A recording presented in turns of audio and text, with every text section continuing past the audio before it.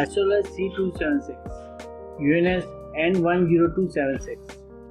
Hastelloy C276 is a nickel chromium molybdenum wrought alloy that is considered the most versatile corrosion resistance alloy available. This alloy is resistant to the formation of green boundary precipitates in the weld heat affected zone, thus making it suitable for most chemical process applications in and as welded conditions.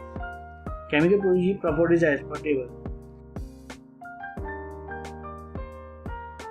Physical properties are as per table. Heat treatment process as per table. Applications.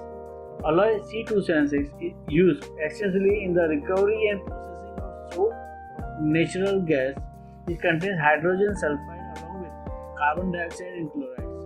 Carbon and alloy steels cannot withstand the corrosive environment. They are subject to failure by sulfide stress cracking or stress corrosion cracking. Thank you.